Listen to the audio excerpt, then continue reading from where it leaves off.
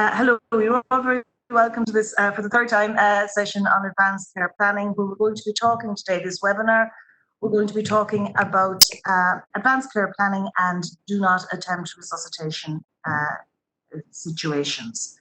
The series of seminars, this is the first of a series of 3 seminars.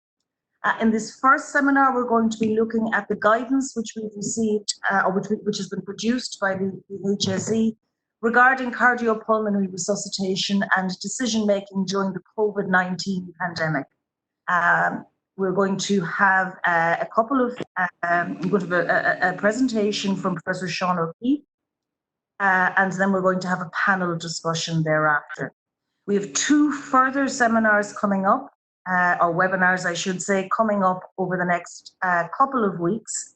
One on advanced care planning and more detailed engagement with advanced care planning, and the second in relation to supported, the second additional one in relation to supported decision making. My name is Mary Donnelly, and together with Sean O'Keefe, we are the co-chairs of the HSE National Consent Policy Advisory Group. So we chaired the I suppose, group which got together to put together this amendment and reinforcement of the guidance in relation to DNARs. Sean is going to talk to you in a moment, and I'll introduce him and explain where he's coming from briefly. But first, I'd like to take you through just a couple of things in relation to the organisation of our work today. For the first part of the session, and this is just a little bit of technical information, for the first part of the session, we're going to have 2 cameras on, Sean's and mine. Sean will be showing you his presentation, and that will be a shared screen. When the panelists come in, and we are very fortunate to have 5 very excellent panelists with us today, I'll introduce them in more detail to you once we get to that point. When the panelists come in, they will turn on their cameras, and I have a number of questions which we've received from various people in advance, which I will then be putting to the panelists. In terms of your own view at the various screens, if you want to change your view, you can go for a grid view or you can go for a speaker view. Whatever you want to go for, go to the top right-hand corner of your video screen, and that will give you various options. And you can play around with that to find the one that you like best. We've found from experience that the grid view tends to work most effectively, particularly for panel discussions. If during the webinar you're having any issues with sound or internet connectivity, you can dial in. And I understand that the dial-in details are now available in the chat box. I hope everybody is able to access their chat box. The chat box is open, and if you have any technical issues, we have some excellent technical help on standby here, and they will try to respond to any technical issues you might have during the webinar. But sadly, we can't do anything about broadband deficiencies. We've asked for questions in advance of the session, but you can also ask questions in the chat box. If we have time at the end, we will get to them. If they're very straightforward, we will respond to them on the chat. If they are slightly more complex, then Sean or I will try to respond to them before the end. But if we don't get them today, they are still very valuable, and they will feed into our development of the 2 later webinars which we have coming up. Just to let you know, the webinar is being recorded, and it will be available shortly at www.assistedDecisionmaking.ie. Just a couple of other semi-technical issues to let you know. The National Consent Policy, which was originally signed off in 2013, is currently being reviewed. And as part of that review, we were going to be reviewing the DNAR policy, the DNAR part of that policy. However, COVID-19 happened, and we felt this was not something which we could allow to wait for a more opportune time. So we took action and undertook a review of the DNAR policy in the specific light of COVID-19. We will be continuing to review And we will be revisiting the DNAR policy subsequently. Again, any suggestions, views, etc. you might have will be very, very welcome in relation to that. A couple of other small points to make. We are joined today by people from a very wide variety of contexts, a very wide variety of backgrounds. So for some of you, certain things may seem very obvious. For others of you, they may not seem so obvious. So don't necessarily always get the balance right, but we're certainly trying to do so. If a sector or profession wants a specific sector or profession specific webinar, we are happy to do that with you, and contact either Marie Teig or Jacqueline Grogan in that regard. And then I suppose finally the point to make is our aim today is to address healthcare workers, that category. We do have sessions planned which will focus specifically on the individual and how the individual will prepare in these kinds of situations, and they will be coming in the autumn. So without further ado, and with great delight, I introduce Professor Sean O'Keefe. Sean is a consultant geriatrician and a physician in NUIG. He has a great, long experience and a very great commitment to ethics and older persons and a variety of other issues, including cognitive impairment and sleep disturbance. He has been a very active member of the HSE Consent Advisory Group. He's currently co-chair, but he's been active for many, many years in that. He's also a member of HSE and ministerial working groups on implementing the Assisted Decision-Making Capacity Act. So there's a very great pleasure I introduce you to Professor Sean O'Keefe. Thank you very much, Mary, and thank you all for attending this. You can see there the two documents we've been talking about, the initial national consent policy and the latest guidance. Part 4 of the national consent policy deals with resuscitation decisions. It's important to say, first of all, the word consent doesn't appear in that section whatsoever. It isn't terribly relevant directly in the way that consent appears in the overall policy. And if you were to say what's changed in new guidance, almost nothing. And we'll come to the almost in a second. This has always been a difficult area and source of anxiety sometimes for staff. This is from 2012, but we had to appear at an inquest of a patient I didn't know to explain the hospital resuscitation policy then in Galway. And a number of things apart from COVID were going on. As Mary said, we were going to revise the policy this year anyway. We had to deal with something I'll explain in a second, the implications of the Tracy case. And we also have the Assisted Decision-Making Capacity Act, which isn't in force yet, but will include provision for advanced healthcare directives, which will again be very relevant to DNAR decisions and policy. The Tracy case, for those of you who don't know it, and this is a very brief summary, a lady with metastatic lung cancer, projected life expectancy of a few months, and then had the bad fortune to be in an RTA and break her spine, intubated and ventilated, 2 failed extubations. She was conscious and could communicate with some difficulty in writing. A DNAR order was written but wasn't discussed with the lady herself, and when she learned of it, she objected and was removed. Later, a DNAR order was agreed and she died without CPR. The case was taken alleging that there was a breach for human rights by not informing her of the DNAR. And what happened in the Court of Appeal is they agreed that there was a breach for human rights by not informing her. They said there's a presumption in favour of involving the patient, and not to do so deprives her of, for example, the opportunity to seek a second opinion. And not discussing it and explaining it was also a breach of Article 8 of the European Convention on Human Rights. It did note that if the clinician thinks the CPR wouldn't work, the patient can't demand it. So the problem was with the process and discussion rather than with the decision that was taken. You could say, what's that to do with Ireland? That's a UK case. Well, it's not legally binding in Ireland, of course, but it is based on the European Convention, which is incorporated into Irish law. And anybody we've discussed it with agrees that you could reasonably expect the same decision to be reached in a similar case by an Irish court.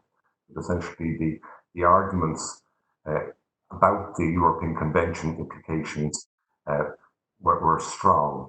And of course, it also feeds into the idea of not discussing it, often raises fear that there are hidden things going on, that there's something to hide, that this is a secret, something shameful to be thinking about DNAR.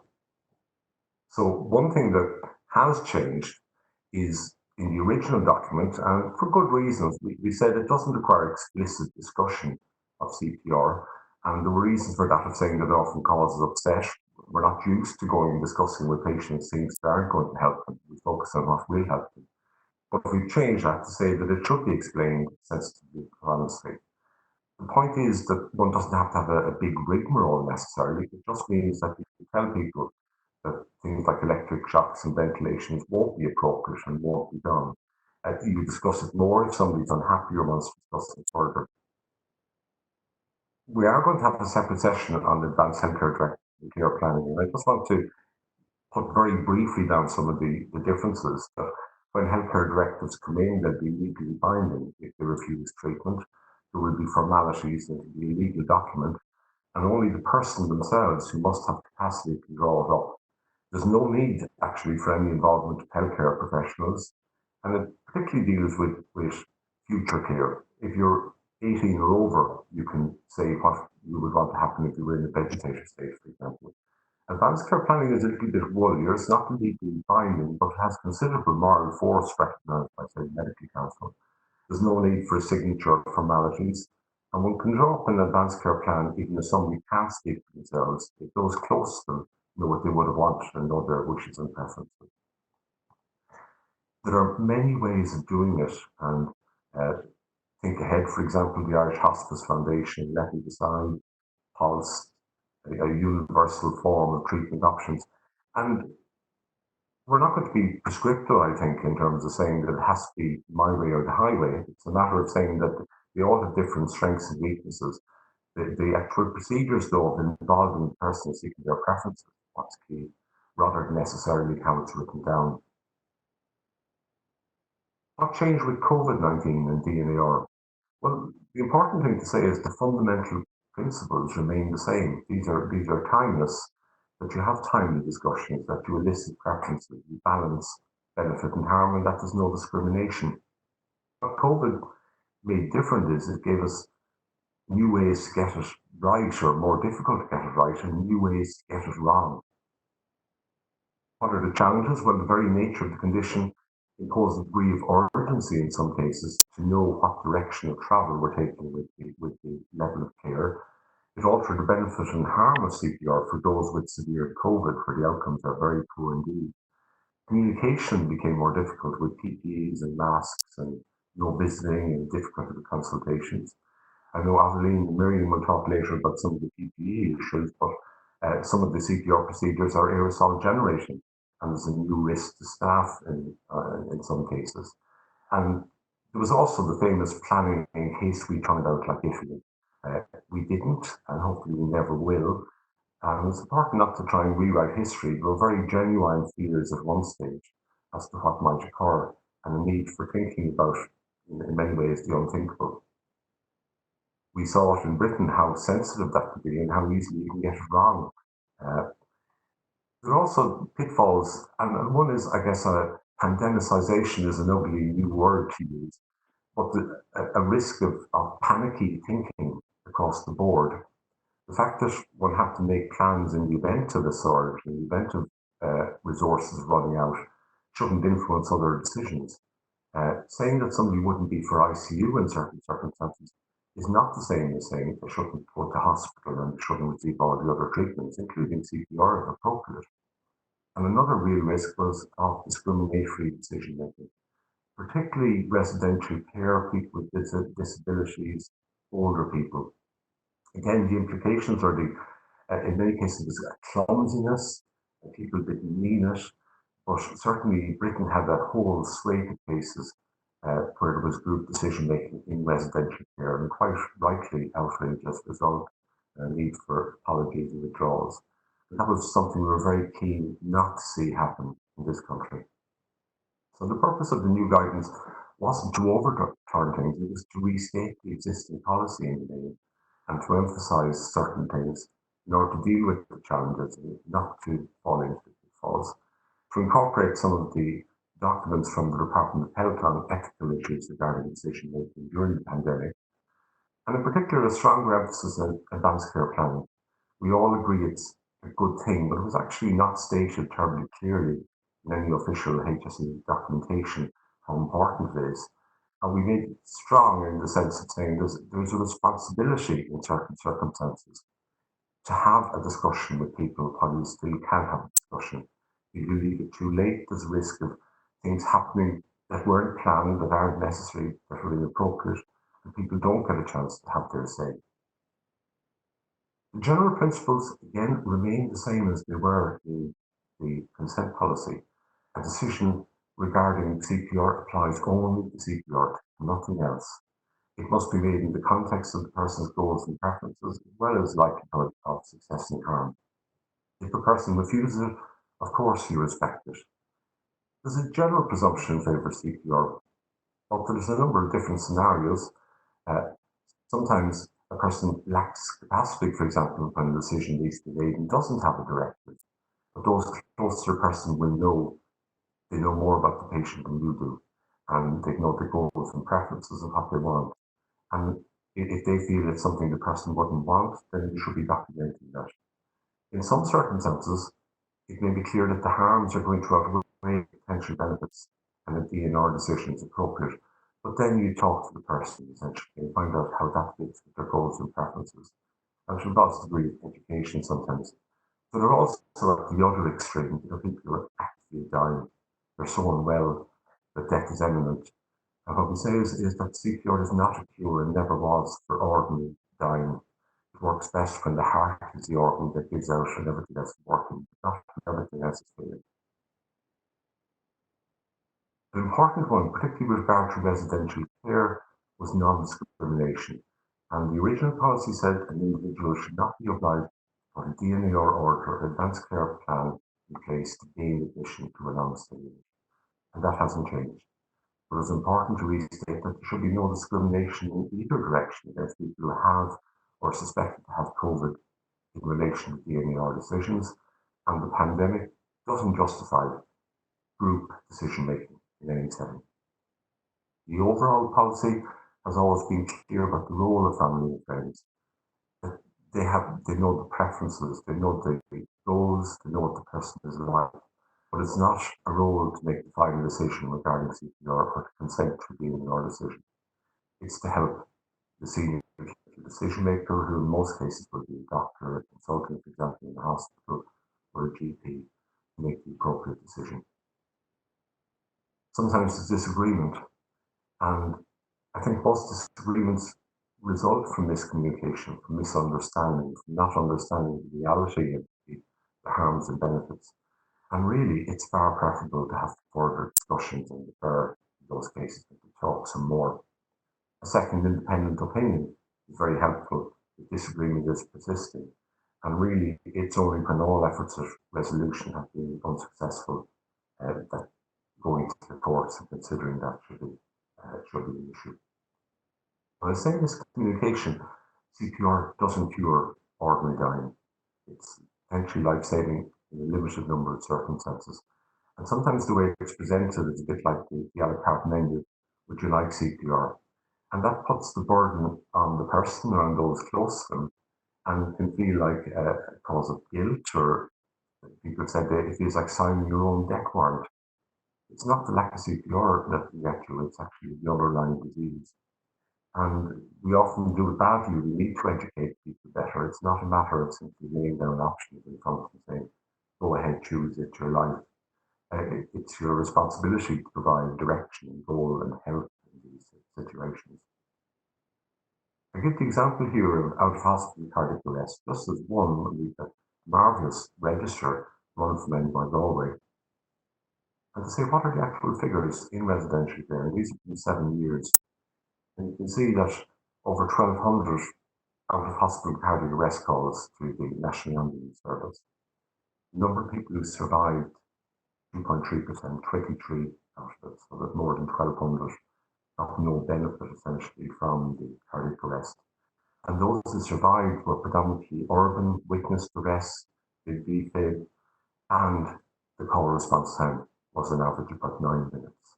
In those outside these parameters, the number of survivors was really essentially none. Successful out-of-hospital cardiac arrest, probably even less likely during COVID because of the need to don PPE for some procedures, pressure on the ambulance service, the stepping down of some first responder organisations. The other one that people don't appreciate is simply there is a harm in CPR. It's wonderful when it works. This is a nice study using CT scanners to look at survivors. So these people made it a success, but the carnage really was quite substantial when we looked at it. And many of you will know it if you've ever been involved in conducting a cardiac arrest or giving CPR. I like this quote, but if the expected outcome is death, it's hard to come up with anything less dignified and peaceful than CPR. Another one that we emphasise more in the new guidance, and again it's the expansion of what we said before, simply to make it clearer, is about the idea of reviewing DNAR orders. Sometimes a decision is made in acute illness. The situation may change and the order should be revisited, and sometimes putting down a date for review is helpful. In other cases, for example, in severe chronic disease, and advanced Alzheimer's disease, and metastatic cancer, the circumstances aren't going to change, and it's often more burdensome to be going back repeatedly. One, and I think we have to acknowledge as an organisation and an agency that we haven't done it well, and we need to do it better, is the idea of disseminating it across organisations. And it's extremely important if somebody is moving, say, from the acute hospital to residential care facility, that the people in the residential care facility can know if there's an appropriate order and it can be communicated. And that really needs that they know who drew up the order, who signed it, what are the circumstances, was it valid, was the review envisaged? If the person has capacity, they should be asked if their wishes have changed. CPR is wonderful when used appropriately. It's not in other circumstances, and I guess that's the main message for this. It's about trying to do better practice, do the things we know we should be doing in a better and more timely manner. Thank you very much. Many thanks, Sean. That was also beautifully timed. So thank you very much. Because it was so beautifully timed, hopefully we will have a chance to come back. We've already got a couple of questions coming in, so we will come back to you after the panel discussion, and hopefully you will be able to respond to those questions, at least to as many of those questions as possible. So thank you very much. What I'm going to do now is ask the panelists if they wouldn't mind please turning on their cameras. And I'm going to just quickly introduce them to you. They're very, very qualified people. And because we are relatively tight on time, I'm not going to take you through all their qualifications. So I'm going to work through relatively quickly, just picking out some of the highlights, but take it from me, they're highly qualified people. First person I'm going to introduce is Deirdre Lang. So Deirdre is Director of Nursing and the National Lead for Older Person Services with the Clinical and Integrated Programs and the Office of Nursing and Midwifery Services Director. She trained originally in St. Vincent's and spent periods in Australia as well as in Ireland. She is passionate about care for older patients and those who provide that care. And I thought this was quite nice. Her approach to life is Henry Ford's. Whether you think you can or you think you can't, you're right. So delighted to have Deirdre with us. We also have Aveline Casey. And I'm going to talk about Aveline and Miriam Bell together because they both work, and Dr. Miriam Bell together. They might give you a quick wave there. Aveline and Miriam both work with the National Deteriorating Patient Improvement Programme, Clinical Design and Innovation. Aveline is the lead and Miriam is the project lead for Early Warning Systems Guideline revision with the programme. Both have been very extensively involved in planning around resuscitation and issues in that regard, and in particular in relation to the recent sort of issues which have arisen from COVID. So we're very, very fortunate to have them with us. John O'Brien, John might give a little wave there. John is a GP of nearly 40 years standing at his practice in North Dublin. He's been an undergrad teacher, postgrad tutor and a GP trainer. and he served the ICGP in a number of roles, and he's very committed to a holistic model of care. And I suppose for current purposes of particular relevance is John's work in the area of intellectual disability and with the care of the elderly and with palliative care. So he has, and one of the reasons we're really grateful to have him here today, extensive practical lived experience of end-of-life planning and the issues that flow from it. And he has recently emerged from semi-retirement and been appointed as HSE Clinical Lead for COVID-19 in primary care. So sounds like a very good one. And then finally, Fiona Morrissey. Fiona has a PhD in disability law from the Centre of Disability Law and Policy in Galway. And she's particularly interested in the implementation of a legal framework for advanced healthcare directives in Ireland. She's researched extensively on this, and she's been very involved in policy development and policy implementation. She was actively involved in capacity law reform prior to the Assisted Decision Making Capacity Act, and she's been actively involved in various groups to give effect to the Assisted Decision Making Capacity Act, particularly around advanced healthcare directives. And again, we're very, very fortunate to have Fiona with us today. So thank you very much, Fiona. So I have a number which have come through, and so I'm going to address the questions to the panelists. If you have a question which you want to include in the chat, and if we have time to get to that, our panelists have been kept to quite a tight schedule, so we may not have time, but you can certainly put it in and we can address it later. So I'm going to start with some questions for, I've got Evelyn and Miriam here. I'm not sure which of you is going to take which of these, but whichever of you wishes to take it. And just for people who are perhaps not so familiar with what CPR is, could you tell us just a little bit about what exactly CPR is and what kind of clinical outcomes people may have when they have CPR and how this relates to decisions about resuscitation? Thanks, Mary. I'll take that one. Thank you. I suppose I've taken this question, as you said, to be about what is the extent of a DNAR decision. What is its limit? What is its reach in terms of, and what does CPR mean in that context? So, as we know, cardiopulmonary resuscitation is the vigorous emergency procedure of restoring heart and lung function in the event of sudden cardiac or respiratory collapse. So, in effect, it's an emergency rescue technique developed to save the life of people who are generally in good health. So CPR, at a basic CPR, as we know, involves the provision of chest compressions and mouth-to-mouth or mouth-to-mask or in hospital bag valve mask ventilation. And in the community, it's usually just chest compression alone CPR in the case of bystander CPR. So as Sean alluded to there, while outcomes from cardiopulmonary resuscitation, according to the American Heart Association, are improving worldwide, success from CPR is limited. And conversely, public expectations of what CPR can achieve are often unrealistic, as we know from TV shows where the public, so expectations can be unrealistic of what CPR can achieve. So the best outcomes, as Sean mentioned there, are when a cardiorespiratory arrest is witnessed and where the arrest rhythm is shockable, i.e. ventricular fibrillation or pulseless ventricular tachycardia, where a defibrillator is readily available and utilised. And the worst outcomes then from CPR are in unwitnessed cardiopulmonary arrests as the end point of prolonged period of clinical deterioration, regardless of the initial cause of clinical deterioration. Arrests at the end point in, for example, hypoxemic respiratory failure. Arrests where the first rhythm detected is not shockable, i.e. asystole or pulseless electrical activity or PEA, except in specific circumstances like, for example, hypothermia or toxicity. And then arrests in patients with severe non-cardiac illness or multiple chronic illnesses. So outcomes from those are usually dismal. From CPR in those cases are usually dismal. And then rather than relying on CPR as an emergency intervention when collapse does occur, there are two more proactive approaches to care.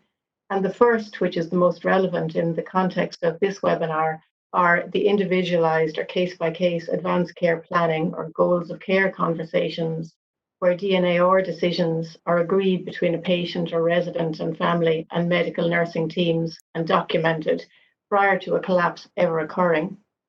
Or then the other proactive approach, in the absence of a DNAR order, is the anticipation and recognition of the potential for clinical deterioration and the proactive management then of the patient's clinical condition in an effort to prevent collapse in the first place. So the use of tools like the Irish National Early Warning System to assist clinical judgment in monitoring for potential deterioration is particularly useful. And then if you have subsequently clear escalation and response protocols in place appropriate to the healthcare setting in which staff are familiar with. So then the term DNAR then, the do not attempt resuscitation, relates specifically to the withholding of chest compressions and mouth-to-mouth or mouth-to-mask in the event of cardiac or respiratory arrest. All other, as Sean mentioned, all other medically indicated treatment continues, along with the provision of comfort care, unless, of course, the patient or resident has specified otherwise. The DNAR doesn't equate to doing nothing, and sometimes it can be interpreted that way, as we know. So even in the presence of a DNAR decision, other medically indicated treatment might be the provision of IV fluids or antibiotics, oxygen, even admission to hospital or palliative care, etc. So it certainly doesn't mean doing nothing. It's only specific to CPR, i.e. chest compressions and airway management. So the term, I think, sometimes itself can give rise to unease for both patients, the residents, and healthcare professionals. So I'd wonder, should we move towards, in the future, use of a different term, a term that's in use in other jurisdictions like DNA CPR? It's unambiguous and it clearly states the intention. Our terms that we've come across from our own work is AND, allow a natural death, or ADD, allow a dignified death. So these kind of terms, they convey really more clearly and concisely, I think, what DNAR is intended to mean. And the provision of CPR then, as we know, it was never intended to prolong the process of ordinary dying. So it shouldn't be initiated if it's likely to be futile. And as Sean said there, it's not mandatory that it is. So, and it would be futile to provide CPR where death is imminent or where a cardiac arrest represents the terminal event in a person's illness. That's brilliant, William. Thank you very much. And apologies for coming in. We've just got a couple of other questions for you, or for you or Aveline. The impact of COVID on CPR, if you might take us briefly through the implications of COVID for how we do CPR and our planning around CPR. Hi, Mary. I'll take that if that's okay. Can you hear me? Certainly, thank you. Yes. All right. Okay. So I suppose the key pieces, I suppose, three messages from this are personal safety, AGPs as in aerosol generating procedures and the requirement for full AGP PPE, and compression only CPR until staff who are trained and competent in airway management. So they're the three headlines, and I'll talk a bit around them to explain what's different. So I suppose I'd start by saying, as with all emergencies, personal safety comes first. That has always been the case, and that is still the case. Hasn't changed because of COVID. It has always been the case. So personal safety. So if you're involved in an emergency, you have to look at your own personal safety first. With that, then there's also caution, heightened caution in terms of COVID-19. It is well to practice and to be cautious. So then in terms of what's actually changed and what we know based on the evidence, and myself and Miriam have looked extensively, and with the help of the HSE Library, have looked at evidence summaries from around the world. So some of the things that we would have intuitively done in the past and have been instructed to do are now changed. So it's like previously, I suppose everybody would run to assist in a collapse. That was our normal, that's our intuitive behaviour. That's no longer appropriate. Okay, so it's important that you limit personnel attending to a resuscitation attempt due to the risk of aerosol generating procedures. I call them AGPs from now, just to make it short. So that's the risk that you're potentially exposed to as a staff member. So you have to limit the number of people attending the resuscitation attempt. Previously, you would have been taught to listen and feel for breathing by placing your ear or cheek close to the patient's mouth. It obviously is no longer, it's not something you should do. We've moved away from that. Applying an AED and checking for a shockable rhythm and defibrillation can be performed prior to donning full AGP PPE. From all the literature we've looked at, performing defibrillation is not considered an aerosol generating procedure. So you can do this procedure before you progress to chest compressions and airway management, CPR. The reason you should consider doing this and use your clinical judgment to do it is that some patients with airway management, CPR, and the reason you should consider doing this and use your clinical judgment we may benefit from defibrillation and may not need to then go on and have full CPR. But it is a clinical judgment, but you can do it without full AGP PPE. So that's an important change in the steps of the heretofore normal process. AGP PPE must be worn by all members of the resuscitation team and has to be worn before you start chest compressions or airway management. You do not do mouth-to-mouth ventilation or use a pocket mask anymore. And while Miriam made reference to it, that was in the terms of the guidelines before now, but now you do not use a pocket mask or mouth-to-mouth. Mouth-to-mouth had more or less been eliminated anyway, but you don't use a pocket mask either. You can apply a mask or a covering to the patient's face to limit aerosol generation, particularly if you're in a community non-medical setting. Start compression only CPR and monitor the patient's cardiac arrest rhythm. So the reason you do that is airway interventions must only be carried out by experienced, trained, competent individuals. So even things like using a mask and an ambu bag, you need to have a two-hand technique to do that. If you haven't been trained in that, you don't know how to do it, you shouldn't progress to that point until there is a trained person there to do it. Likewise, with ventilation, it should be trained. It should be first attempt for success. It's what you're aiming for, because you're trying to limit all the time exposure to aerosols. Closed circuit ventilation should be used as soon as possible if the patient is going to require it. There's a very high risk of AGP with suctioning, something that would normally be done, certainly in my time in practice, you know, you'd nearly turn on the suction, you'd have it straight away. That's to be avoided and absolutely minimised, and use a closed suction system if at all possible. All respiratory equipment now has to be protected by a viral filter with high efficiency, and if you look at the HPSC guidance, it gives the numbers of the filter and everything that you require. The filters have to be placed as close to the patient in the circuit as possible. We only bring essential equipment. Just finished. Speaker, yeah, thank you.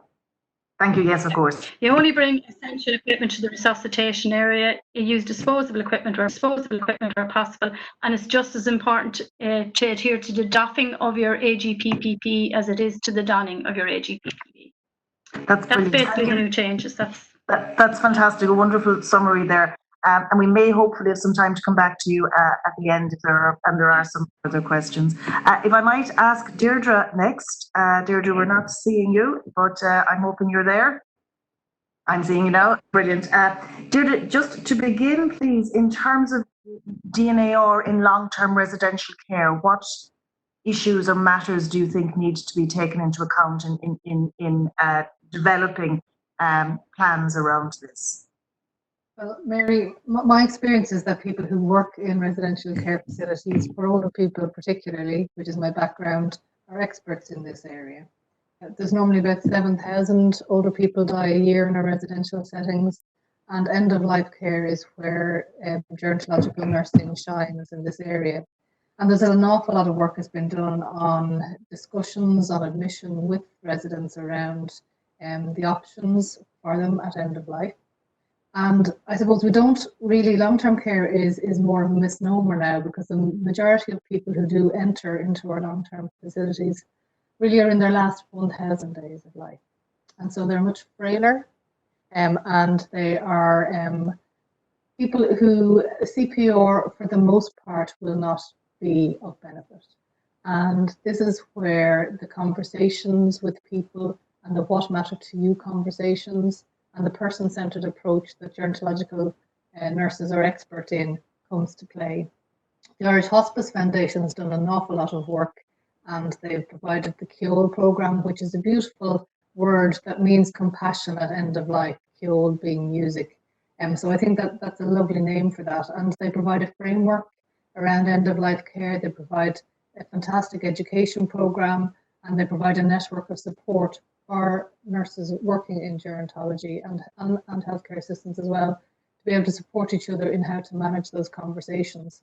Brian Nolan worked with them until about 1.5 years ago, I think, and you would have sat listening to him all day as he spoke about, you know, what is it that you would like for yourself? And that's the question that I suppose gerontology is really good at, putting yourself into the shoes of the person, and what would my future older self want for me in this situation?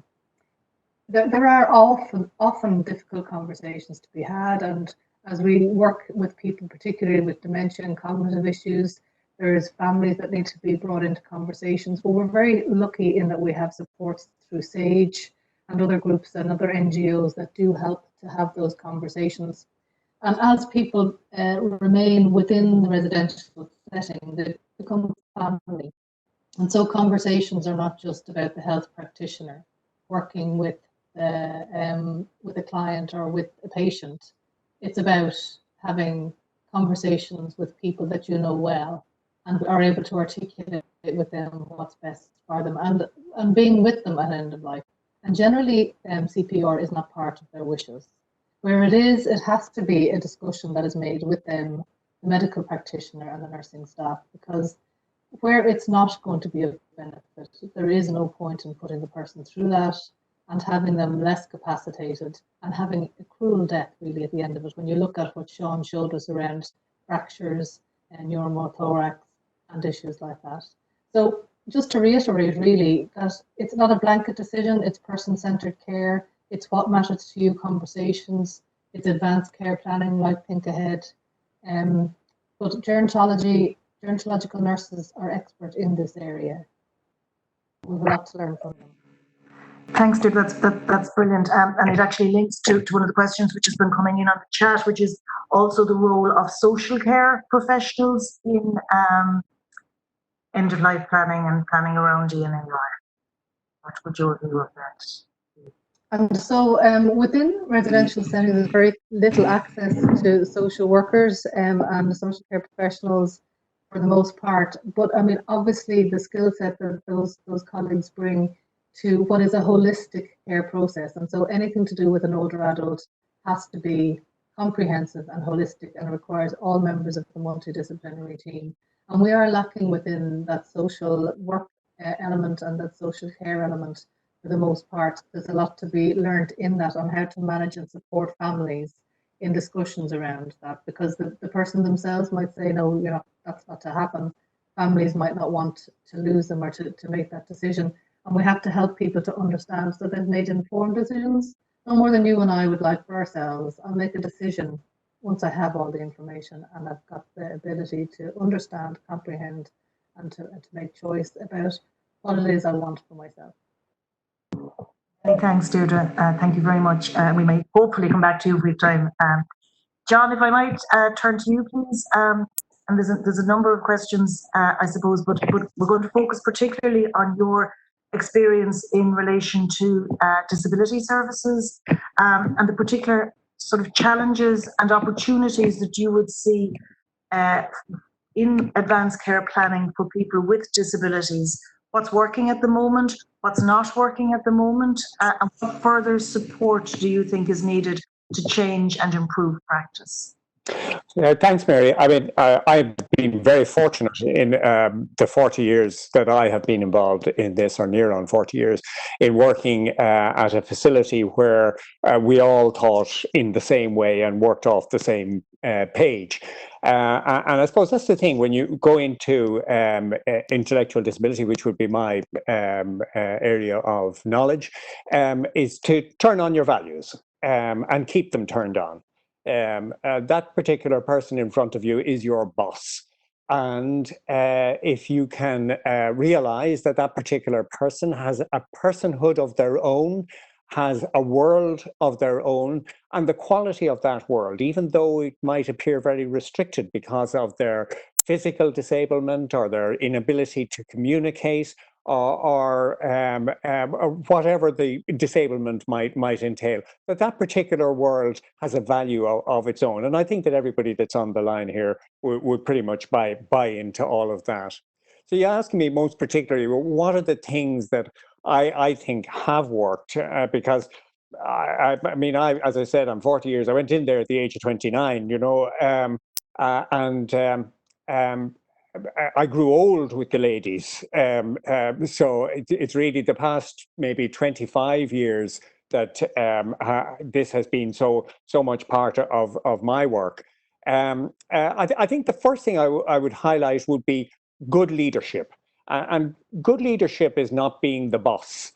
Good leadership is actually that capacity to listen, that capacity to form relationships with those around you, and that capacity to connect with that particular ethos that's embedded in all of the people that you run into. They're not in there by an accident, they're led into that. And the other thing then is the whole ethical thing. And sometimes ethics, you know, people turn their brains off. But I boil it down into kind of easy statements. You know, I mean, the first thing that you're trying to do good. And the second thing, you're trying to not do harm.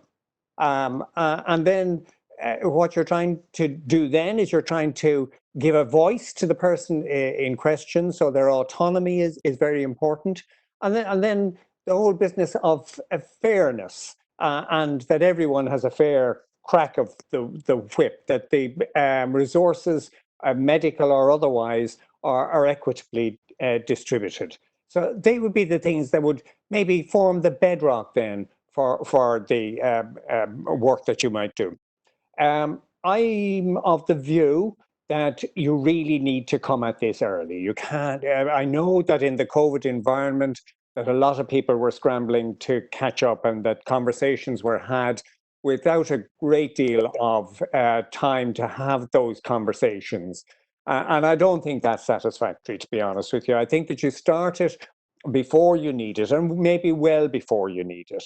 And in the area of intellectual disability, you're dealing with maybe people who can't fully articulate for themselves what their wishes are. So if I'm dealing with, say, you, I'm asking you, well, what are your preferences? What are your wishes? But with somebody who doesn't have that capacity, or has a very limited amount of that capacity, then I'm reliant on those who might have answers other than myself, because I would have a relationship with them too, other than myself. And those others might well be the nurses who would be looking after, the care staff who would be looking after, the cleaning staff, the people who serve the meals, and where I work, the ground staff. It could be any of those who would be important people to be, and I haven't even mentioned their family members. Now, it varies a bit in terms of the involvement of family with regard to those in residential care, but in most cases you would have to say that there are committed family members with whom you can have your contact. And while we're on that, then, I mean, when we're inside in the facility, we know what's going on, but it is really, really important, and this is true of all of life, that the communication with family is kept up, that it is that they're fully abreast of what's going on. So advanced care planning is just advanced care planning. It's part of care planning, and care planning is all of the time, and we do it repeatedly and all of the time. Patience. This is when somebody is in this particular discussion, and even when somebody who is close, and that can be a care staff who is close to the individual, or a family member who's close to the individual. It's difficult, you know, it is upsetting. It is an upsetting discussion to have. And it is really important to listen and let people discuss and articulate what they have to say, because it is valuable, it is helpful to the eventual decision, and it is really important to bring everybody along the road together. And this may mean that you don't have one meeting, that you have repeated meetings, that things are not decided, and we'll come back to what needs to be dealt with. So I would just say that patience is particularly important there. It's important that staff members know what their roles are, and know also that they have a voice, that they are important in the decision making. And also that the individual themselves, it's not the case that just because somebody has an intellectual disability that they don't have capacity. They have some capacity. And whatever that some capacity is, I think that should be brought into it. Thank you very much, Sean. Sorry to interrupt you there, but it's a perfect segue into Fiona. Fiona, my question for you is, and I think your expertise and John's work so well together, which is, why is it so important to involve the person in a situation in advanced care planning? Thanks for the question, Mary. And as John alluded to there, it's just so important to listen to people, and Deirdre referred to as well, putting yourself in the person's shoes, because these decisions apply to all of us, not just people with illnesses or medical conditions or disabilities. So any of us could be in a situation where we're unable to express our wishes in relation to our healthcare treatment or CPR, and that can happen at any stage during our lives. And how would we feel if we weren't involved in that decision about CPR, and someone made that decision without telling us or consulting us? So we really need to be conscious of that when we're talking to people. So it's really important to involve the person in the decision, just as we'd like to be involved ourselves. And if you don't give that person the opportunity to do that, to make CPR or other healthcare decisions, they have very little control over their lives, and that can be extremely damaging for the person. And it can also cause additional trauma for the family. So this really has an enormous impact, not just on the person, but on their family as well, which the family sometimes have to recover from, afterwards. And as we saw in the Tracy case, as Sean was talking about, 9 years after their mother died, the Tracy family are still suffering from the repercussions of not having this discussed with them. So we need to kind of be conscious of this when we're having these conversations. So if we don't involve the person, that can sometimes lead to a breakdown in the therapeutic relationship and a distrust in the whole healthcare system. So really respect is really the most important aspect of all this, and that people feel that their wishes are being listened to and respected. And if we don't do that, that can lead to litigation. So it's really about having a wider conversation, involving the person in that conversation on their values, wishes, what they would like, what matters to them in life, and that we talk about CPR as part of that wider conversation and involve the person in that, and never do that without involving them in that discussion. So it's really about respect for the voice of the person, and that's better for all of us, really. So when a person is treated in accordance with their wishes and they're involved in these decisions, it actually leads to better healthcare outcomes for them. And it also enhances the relationship with the healthcare professional. So it's really important that we have that information, because it provides clarity for professionals as well. And it's up to, I suppose, us as people to start those conversations with people around us and with healthcare professionals. And also for healthcare professionals to start initiating those conversations with people and to have those discussions. And that decreases the burden on everyone. Not just on the person, but on their family and healthcare professionals as well. So it enables us really to continue to have a voice in our own care, and to involve the person in that conversation. We should be talking, all of us should be talking to people around us and with our treating healthcare professionals about what we would like, what our values are. And it's never too early to start having these conversations. People kind of tend to think this is only for older people or for people with maybe serious illnesses, but we all should be having these conversations. And that conversation can be initiated by ourselves, or it can be initiated by someone around us or by a healthcare professional. So I suppose DNAR should never be discussed as a standalone issue. It should be part of that wider conversation around our values and what we want and how we want to live. So it's not just a tick box on a form, and it's to give the person that clear, accessible information in a format that they understand. Because sometimes we forget that maybe the person needs more time, they need the information to be simplified about what the outcomes of CPR are, and they maybe need time to talk to people around them about that as well. So we need to give them that time. So I suppose Thank you very much. Thanks, Mary. Okay. Thanks very much, Fiona. I'm sorry we could listen all day because, but we're coming towards 3. We thought we might go 5 minutes over just to allow a couple of questions to come through. The first one I'm going to throw at Sean, if that's all right, Sean. And it's a question about the reference in the policy to making decisions within a timely manner.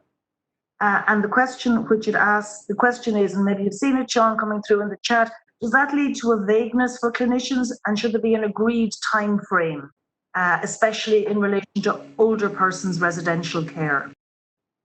I agree with the general point. It should be done as soon as possible that John made. The reason for it leaving timely is to leave a bit of wiggle room. But sometimes people aren't ready for the conversation. If you're admitted to residential care, it's a big life change. You don't know the person, they don't know you. So saying you must do it within that time frame is artificial and might lead to bad discussions occurring. So I think timely is the right word, really, despite the vagueness in giving that latitude depending on the individual. Super, thanks very much, Sean. I might throw this one at either you if you want to grab it, or Miriam or Aveline, whoever grabs it first. Is there any clarification needed that attempted defibrillation will be part of the CPR attempt? I tell people that's part of it. It is generally. Yeah. So yes. So you would see that as being part of the communication which goes on in respect of what is it involved, and generally chest compressions and defibrillation. So I suppose that all links to that issue of what constitutes information. Miriam and Aveline, do you have anything that you would like to add on that clarification in that regard, or do you see it as straightforward? Mary, no, I think I saw the question. This is Miriam. I don't see the camera there, but I saw the question coming through, and actually it's a really good point, particularly when AEDs are so readily available in all healthcare settings now, that actually it should be. I agree with Sean. Yeah, it's included. Brilliant. Thanks very much, Miriam. I'll go for maybe John or Sean on this one. Despite my best explanations, and I think this is a really profound challenge for clinicians, despite my best explanations, sometimes in residential care facilities for elderly patients, insist on CPR, despite multiple medical morbidities and even palliative care issues. How can you agree to this when their survival is so low? And what about the role of family in a situation like that? And that is, I suppose, always one of the real challenging issues there. Can I start there? Yeah, I think you go ahead on that. And it is regarding the guidance where we do deal with it. I know it's very tricky. And I think John's going to say you keep discussing and you defer as much as possible. It does come to the crunch sometimes. And the policy, as indeed the original policy is clear, sometimes you have to write a DNAR order, even if people disagree with it. It's your responsibility. And that's particularly at the extreme end. If somebody's dying, you may have to say politely and firmly and after explanation, I'm sorry, this isn't something we can do. That's a big step. I think I've only had to do it a handful of times in a career dealing with a lot of difficult resuscitation decisions. But it is there. We recommend in the guidance that 2 senior clinical decision makers should do it. There's going to be that level of dispute, then 2 people should be saying that. In other cases, court is particularly when there's disagreement, often between siblings about a person, disagreement about quality of life or what they would value. And again, it's a massive step to go there and extremely rarely needed. So discuss away, but there are a certain time when you have to say, I'm sorry, we just can't do that. Would you agree with that? Would you like to add anything to that? Yeah, I mean, it is tricky, and Sean rightly alludes to the families actually having unresolved issues of their own that maybe lead to these kind of conflicts. I think that if you talk them, and if you actually bring as much collateral in as you can bring almost everybody along. In all of my time, I've never actually had one that I couldn't. But I mean, that's not to say that there aren't people who aren't resolution adamant. Can I add something there, John? What I find particularly helpful is to remind people, because there's a fear I'm losing out on something. You're trying not to give me something that will help me. Is to remind people that doctors die differently to their patients, as been shown many times. When it comes to doctors, they spend less time in acute hospitals and ICUs, and they die more often at home or after receiving hospice care. We're not actually, we're trying to give people what we want ourselves, and we know our stuff when it comes to knowing what CPR is like. Yeah, and I think that's an important part of the discussion as well. When you have family members in or other people in, is not to be giving their opinion of what they would want from themselves, but rather to put themselves in the shoes of the person that's being discussed, and to actually give it as to what they think their wishes and their aspirations would be. Thank you very much, John. Quick one for Deirdre. Sorry, Deirdre, you read my mind, Deirdre. I just do you want to come in first, and then I have a question for you? Yeah. I just want to come in there, and there's a very wise saying that the risk we'll accept for ourselves is very different to the risk we'll accept for others. So what I'd let you do to me, or allow for myself and allow for someone else in my life, is very different. So we need to actually put ourselves into people's shoes, and help families to be able to do that on some occasion. Thank you very much, Deirdre. And while I have you, the question I wanted to ask you, the next question, and we are coming towards the end, so if you didn't mind answering briefly, because I think it could take a while. Community nurses or public health nurses, how can they become, how do they respond? Because we have been, I suppose, talking quite a lot about acute settings, etc. How can they become involved? It's a question which comes, I imagine, from somebody from that sector. What discussions should be had with community clients? What's the guidance on documenting client wishes in the community? And are discussions involving DNAR in the community, involving GPs and families? And what's the role of nurses in that? And public health. So this isn't my area of expertise, but just in again putting myself in the shoes of someone who would be going to a home and having a relationship with a person and or family, the GP is central to this, and conversations around that. But the nurse's role is in, I suppose, education, and while health promotion isn't the right word around it, it's about promoting wellness and a good death, and allowing people to understand what is involved in CPR. So the outcomes of it, the benefit of it, their condition, and talking to them as an individual in relationship to it. But the ultimate decision would be between them and their medical practitioner, their GP. The nurse would be just there to speak about the conversations, to have what matters to you conversations, and to assist that person to make have those conversations early on in an illness, so that it's not something that is done after the fact and then CPR has had to happen. And again, knowledge is power. So if I didn't know, if I wasn't a health professional and didn't know about CPR, I mightn't even know that it would happen to me. So in allowing the person to understand that at the end of life and towards the end of illness, or if they have a very debilitating or have become very frail, that it's something that could potentially happen if there was a sudden cardiac arrest, and what would their wishes be there? Would their wishes be there? So public health nurses have a huge role in relationship to that. And I think that's probably a good point on which to bring this to a close. Just a couple of other points which I'm seeing coming here. Finding out why people might want to live is also important to hear, which I think we would all agree is entirely true. The whole idea of conversation is conversation about the person's wishes and preferences, whether that is to live or not to have CPR. Just to give you one or two very quick other answers, there's one here which for once I get to answer. Has anyone an idea when the ADM Act will be enacted? It's coming into force in 2022. We believe. We actually do believe this now, that So it's enacted, but it's taken some time to come into force. So 2022 is now the target being worked towards, and that seems to be a fairly set or stable target at this point. So first of all, I would like to thank very much our participants, John, for a wonderful tour through the policy, and our panelists whose, I suppose, range and mixture of expertise has been very much appreciated. I'd like to thank you all for attending. I suppose in terms of core messages, the involvement of the person, the centrality of advanced planning, of making decisions with the person. The person must be at the centre. I think that's probably been one of the most powerful messages which has come out of all of the contributions today. So hopefully we will see some of you next week when we take up and advance further this idea of advanced care planning and look at some of the practicalities involved in delivering on that. But for now, thank you all very much for your attention and goodbye.